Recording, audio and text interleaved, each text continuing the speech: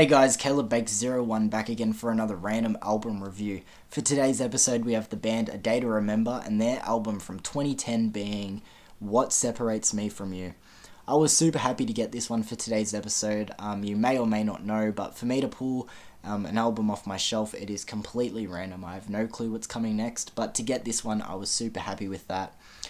For the band A Day to Remember, I feel like this is their most underrated album. Which is saying something because this one still definitely gets hype and it has its fans, but I think majority of fans of the band would go to an album like Homesick over this one, which in return I kind of think it's a little bit overrated.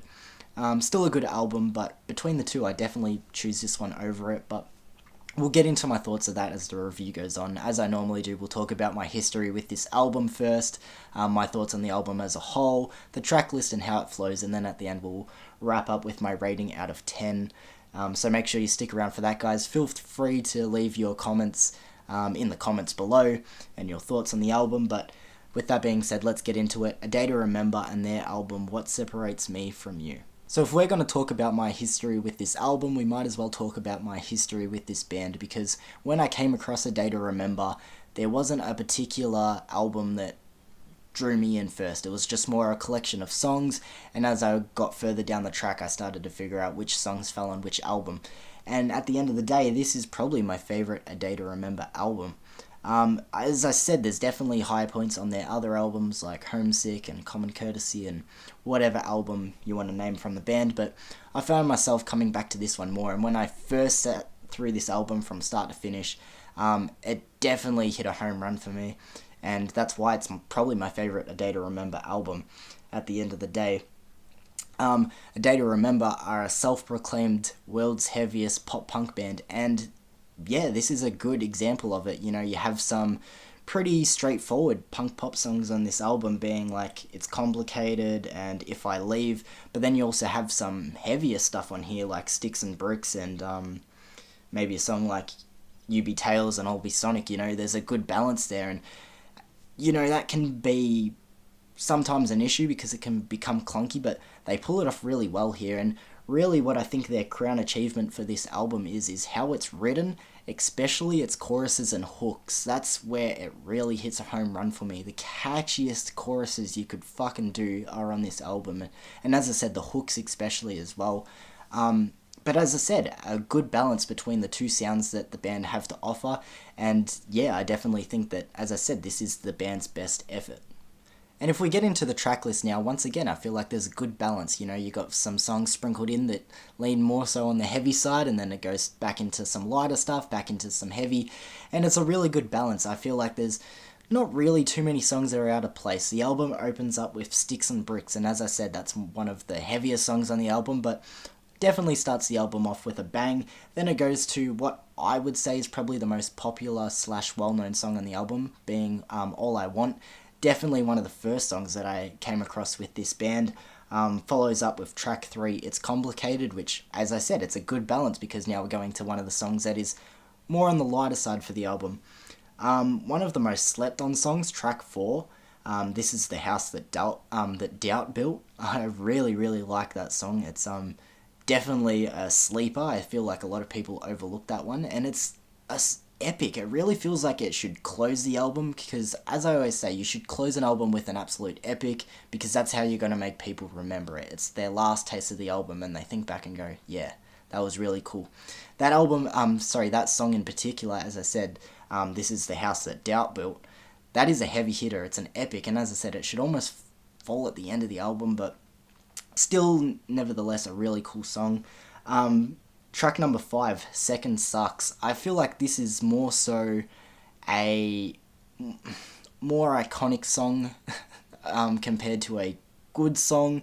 It opens with the Mortal Kombat fight at the start of it, and I feel like a lot of people remember it for that. It's also probably the heaviest song on the album, being completely all screaming vocals, no clean vocals in there at all.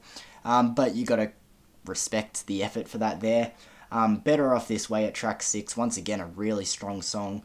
Another one that's probably really well known and definitely one of the more popular ones on there, being All Signs Point to Lauderdale, which again is a really generic sounding punk pop song, but they pull it off. And once again, the meaning to this song, you've heard that so many times before. Oh, my town is terrible, I'm stuck here, blah blah blah. But enough said, they pull it off really well.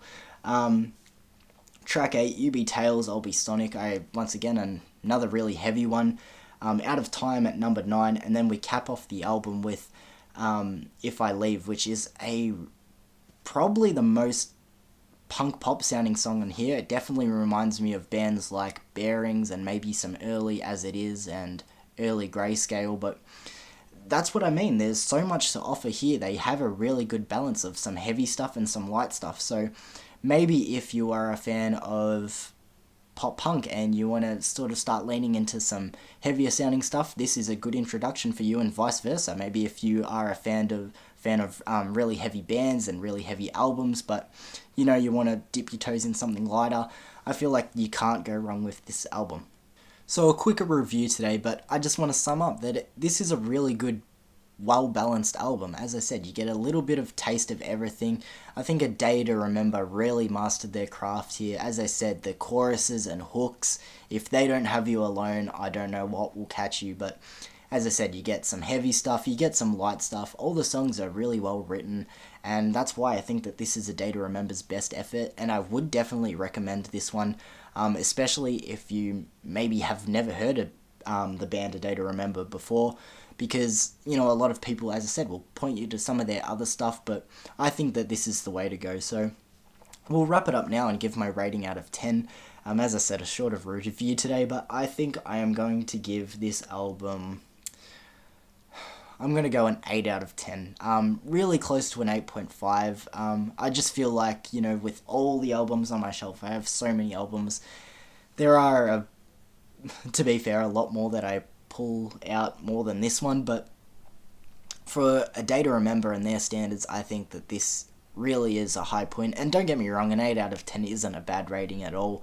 As I said, it was really close to an 8.5, but I'm going to lock in an 8, and I still would definitely recommend this album, guys. So from 2010, their album, What Separates Me From You, A Day to Remember. Definitely check it out, guys, if you haven't heard this album before.